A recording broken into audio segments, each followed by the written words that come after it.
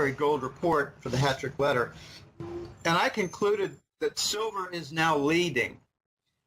Silver has a short-term breakout. Silver, depending on how many years back you consider intermediate term, silver has what is approaching as an intermediate term breakout. And I think in a matter of several months, it could actually come to pass. Whereas gold is not even in a short-term breakout and is not definitely in any kind of an intermediate breakout. It has enormous resistance up to 1350. Silver has resistance at 20, but it has a short-term breakout. Take a look at the short-term daily chart. You see a move above a downtrend line in silver, and not in gold. Now, bear in mind, I've always been kind of insulting of chart analysis that relies on the COMEX chart because it's so fraudulent. But, given that it's fraudulent, we can still look at it. And I do look at it from time to time. Where's it heading? Well, I think the dollar's heading for the dustbin of history. It's the most toxic, fraudulent currency in over 2,000 years since the Roman Empire. Now, the Romans, at least, they called it sovereignty. The Romans at least left in 10% of the gold for their coins, as the emperor stole the other 90%. In the United States, Bush and Clinton, they stole 100% with Rubin's help of the gold. So, we do better than the Roman Empire did in our fraud. We take it to a new level. We steal the entire thing and claim it's not stolen, don't do an audit, and dare anybody to speak otherwise. And any state that likes to challenge it, they're going to have a lot of difficulties, like Texas chemical plant fires, things like that. That's a whole new level of crime syndicate above the Roman Empire. Now, we joke about how Nero played the violin while Rome burned. Well, Obama played golf while Rome burned. Obama set the record for the most golf outings, the most fundraising meetings, and the most vacation days. Okay, where's gold and silver heading? Well, we require a few critical steps, but I think we're going to be seeing them, and I don't know how soon, but I think we're going to see a really powerful breakout in silver. Back in 2011, it shot up to 50 and then lost all of its steam. But I think we're going to see silver moving above 100, and we're going to see gold follow with a lot more difficulty and resistance because most of the attention is given to gold. Look, we have a good breakout. We could have a tripling of the silver price to 56, and gold struggle at 1350. And it'll make some news, but because gold hasn't confirmed, it won't be really earth-shattering news. But I think we're heading toward a situation where silver is way over 100 and gold is way over 3,000. I like to tell the quick stories, and I probably related this a month ago with your listeners. If you want to buy $100 million worth of gold, you have to pay an 80% price premium. So the price for gold is at least $2,000 an ounce now, unless you're buying what they throw on the floor in the form of numerous coins as breadcrumbs for the masses at the discount price. Just because you can buy a few gold coins at $1,300, give or take, doesn't mean that's the gold price. Try buying $100 million worth of gold bars, and then you find out the real gold price. 80% price premium. And this is not just from one or two examples. It's from a number of them, and The Voice has access to several of these stories. There's also a price premium for buying a small truckload of silver bars. It's 50, 70, 80%, 100% price premium. The current price is not the price. It's what they put as what you need to pay for floor scraps. They toss it at your feet and say, gobble these up, you minions, and be sure to believe that that's the real price. But it's not the real price. You have something like 300 or 400 paper claims per physical ounce of gold right now.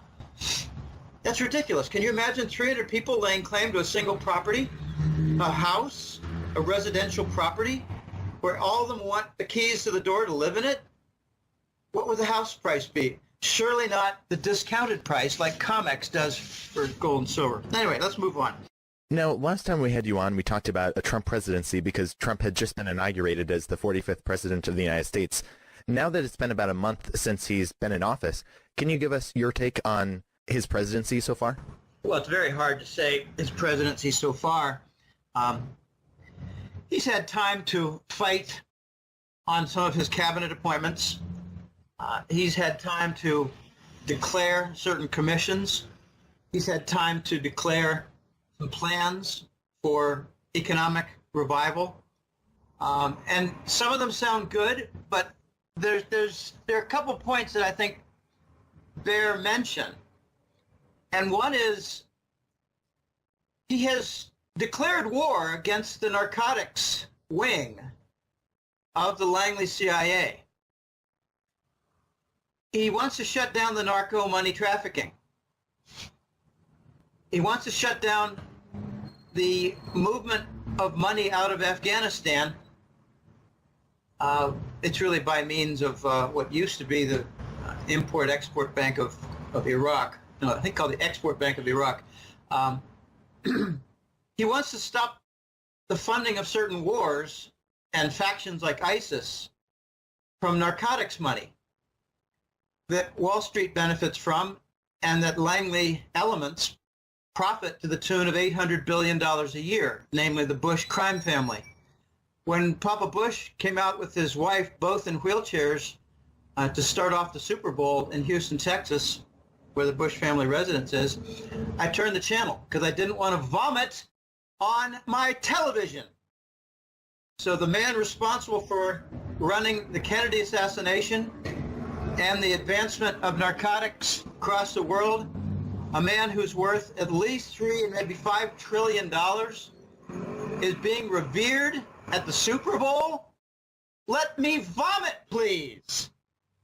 Very, very disturbing. But the point is, the America First movement, which was of the dismissed 500 generals and admirals by Clinton, Bush, II, and Obama, they organized. Their movement was called America First, and if you listen to the inauguration by Trump, you would have heard him mention America First at least 5 or 6 times. He wasn't saying put American first, put America and Americans first. He was saying we just had a coup d'etat, and we're going to follow it through to push out the narco barons and the fascists who are in league together with several corporate sectors. Therefore, Langley is now trying to sabotage him. They sabotaged his appointment for National Security Advisor Flynn. They revealed some classified data, blamed it on the Flynn office. It's a lot more complicated than that. But here's the upshot of what I'm seeing. A couple main points. Trump is probably going to put forth in 3 or 4 posts, maybe more, a yes man, a cabinet puppet to put before the Congress so they will not object. So the replacement for Flynn, who was very much anti-Langley, anti-narco, anti-war, anti-Russian war, Flynn has been removed from the official post, very important point, official post of National Security Advisor.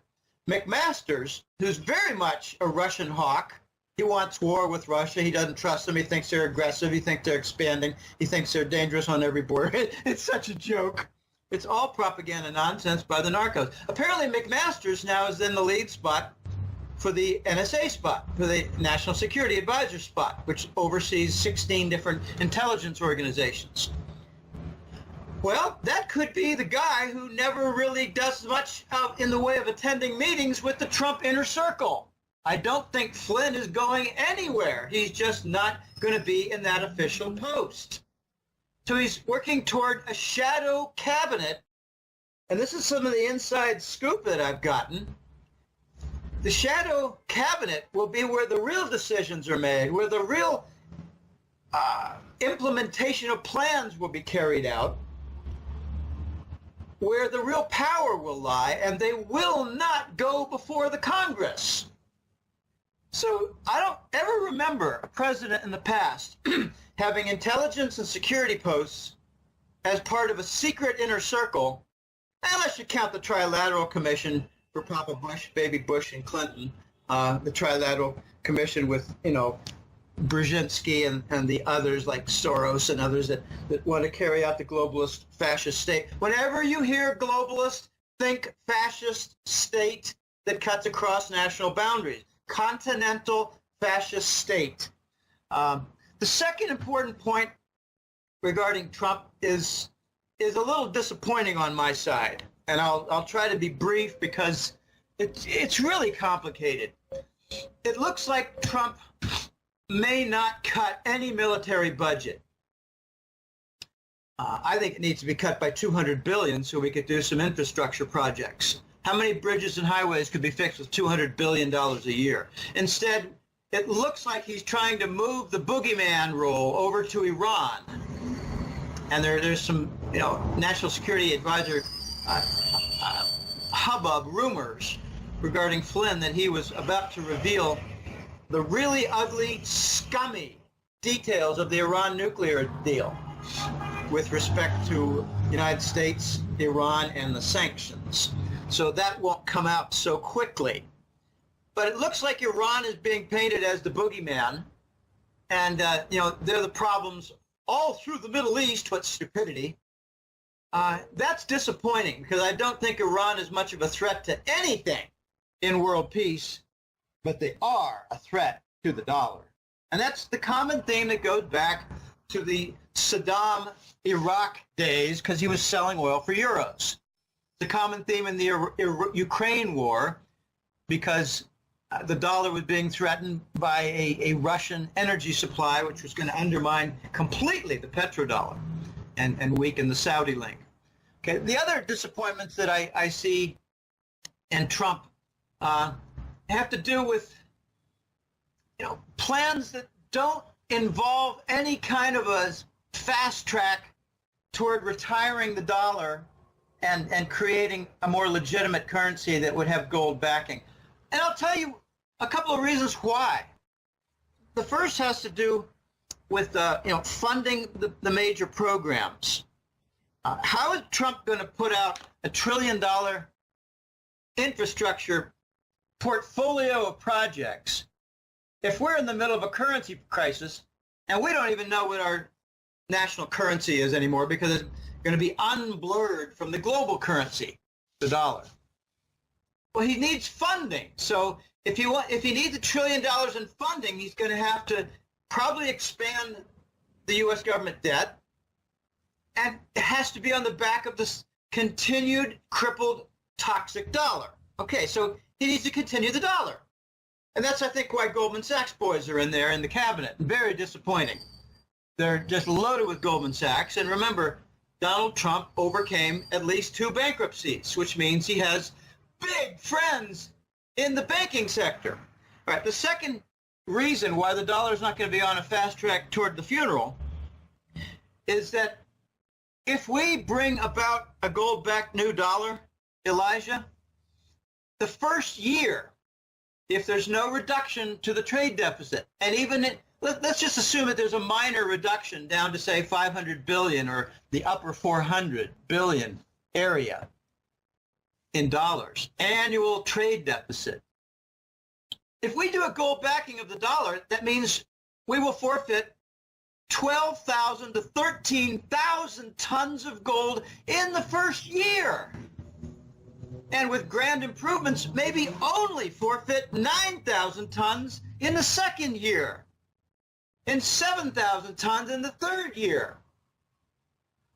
Like 30,000 tons forfeited in 3 years. That's a consequence of getting onto a gold-backed dollar.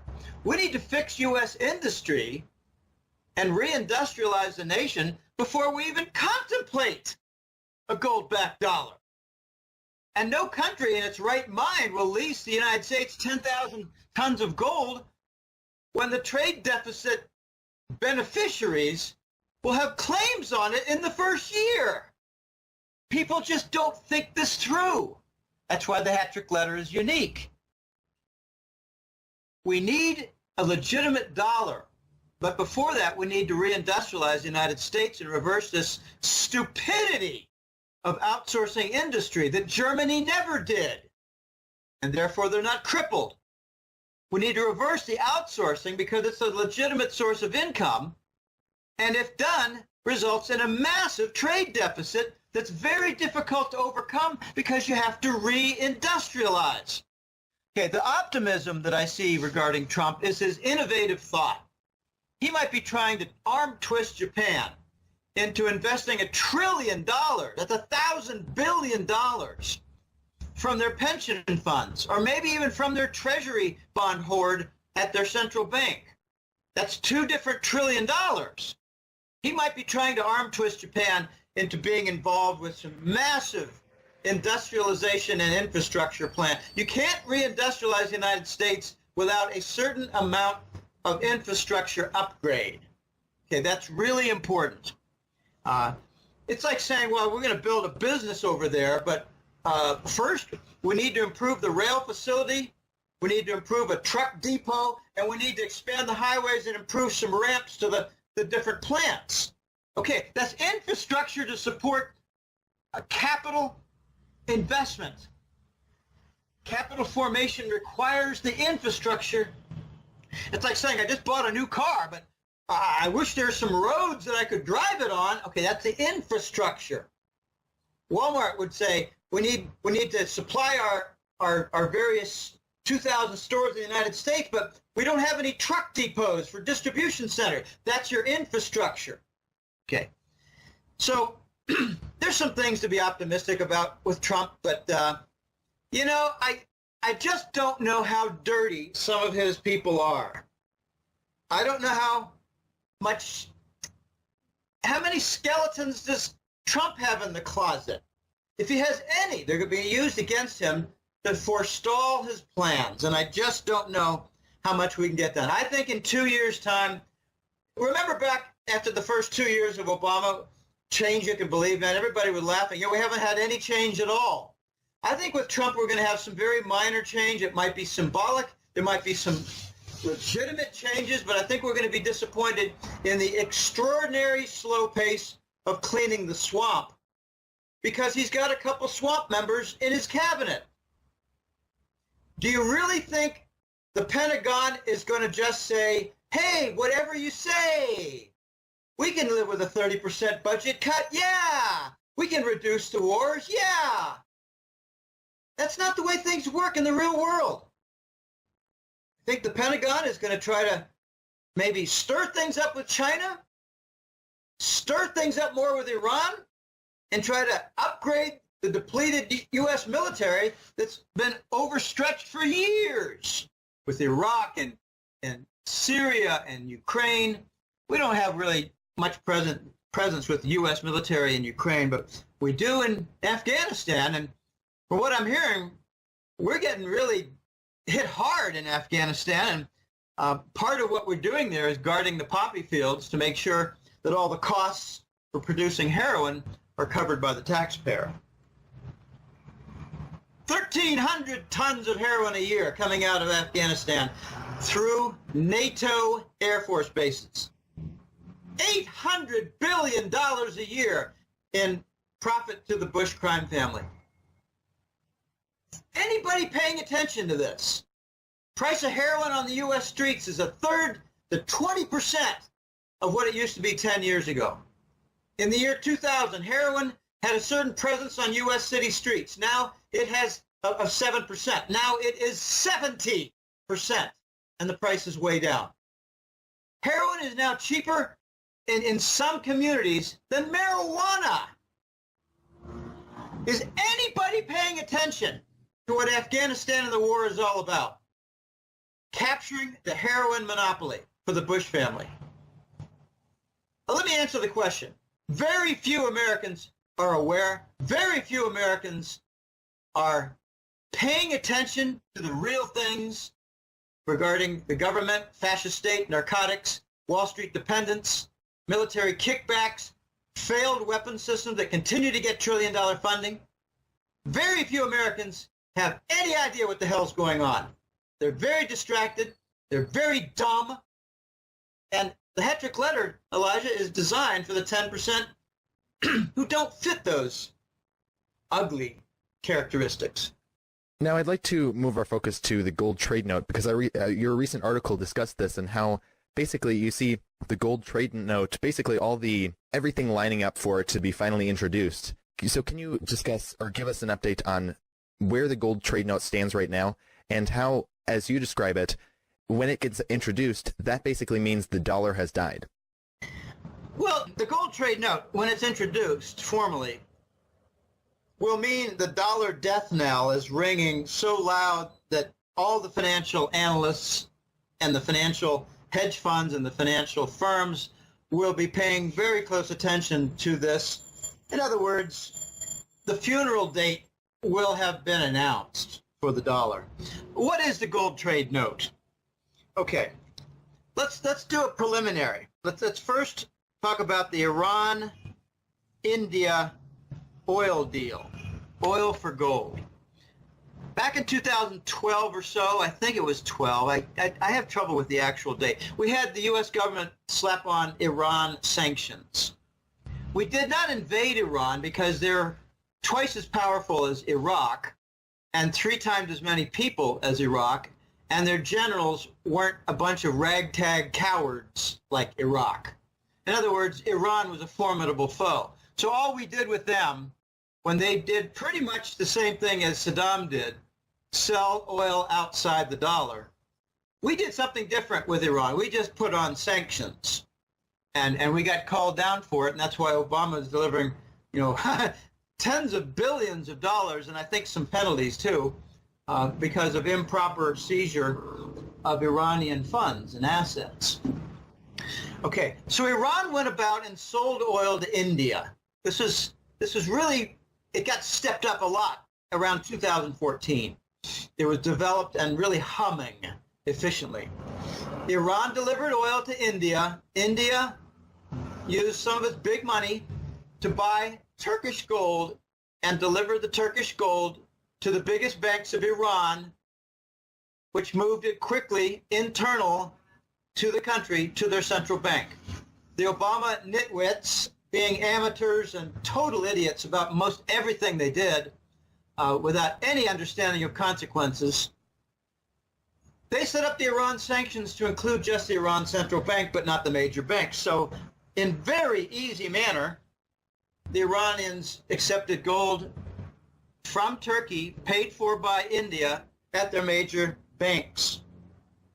Oh boy, the Iran for oil trade. All right, so that was the model. Now move to, say, late 2014, early 2015, where Russia sold or made contracts and began selling enormous tracts of oil to China and accepted RMB. Whenever I say RMB, just think Chinese currency, Chinese yuan. RMB is easier to say. I don't like using the word yuan because it's confusing with yen, it's confusing with won, which are the Japanese and the Korean currencies. Imagine the West having a dollar, a dueler, and a dollar. I mean, gosh, that'd be very confusing. So the Chinese RMB was used to pay Russia for a lot of oil deals and some LNG gas deals. But it got bigger than that because Russia and China sold a giant pipeline contract construction deal, which the Russians would do most of the work for and be paid in treasury bonds that China would hold, that China holds in its reserves. So the Russian energy sector, both for oil and gas, but also in pipeline construction and maybe even some LNG facilities on the Pacific coast near in the Sea of Kirkutsk, all paid in RMB and treasury bills and treasury bonds. Well, I guarantee you the Russians will take the treasury bonds and fortify their own currency. The Russians are not suffering anything like what the U.S. press describes. The U.S. press is not describing properly the pain in the United States from the damage of QE and the monetary policy of buying up treasury bonds with fake money. It's funny how the fake news doesn't talk about the fake money. Oh boy, I tell you, it's so sickening. All right, so the model is there for the Russians to be paid outside the dollar. Let's just say outside the dollar in RMB. And they're taking the RMB currency in billions, going to Shanghai, using the billions in RMB to buy gold, using the formalized contract in the Shanghai Gold Exchange, and carting off the gold. Okay, there you have it. It's more streamlined than the Iranian purchase, than the purchase from Iran of oil paid with Turkish gold by India. This is much slicker.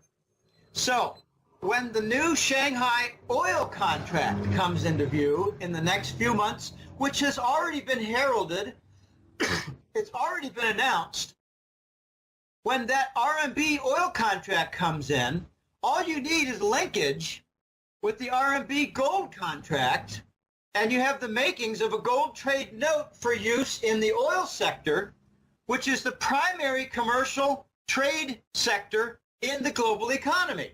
Now notice what the United States did with Saudi cooperation, or collusion might be a better word. We created the petrodollar standard, where the Saudis only accepted dollars for their oil and kept all of their surplus from the oil business in the form of treasuries. So the oil sales never got converted after payment into non-dollars, except for what they needed to run their economy. Okay, it meant that the Saudis accumulated $3 or $4 trillion in the 40-year period, and we falsified the tick reports to make it look like the Saudis and the OPEC nations only had $100 or $200 billion, when really part of the deal was that they had to supply the Department of Treasury with a $3 trillion core fund called the Exchange Stabilization Fund, which we will steal. But, it's not stolen if it was part of the agreement that the Saudis would build it and leave it and not ever touch it. No, we're just stealing what they could never have anyway. Boy, oh boy, oh boy. The U.S. dollar financial structures are so rotten, so ugly, so corrupted that they cannot last. All right, back to the Russians and the Chinese. They have the components. As soon as the RMB futures contract is up and running in Shanghai for oil, we have the components for the gold trade note to be used and devoted primarily for the energy sector. Okay. When we see the first gold trade note used, I guarantee you it will be to purchase oil.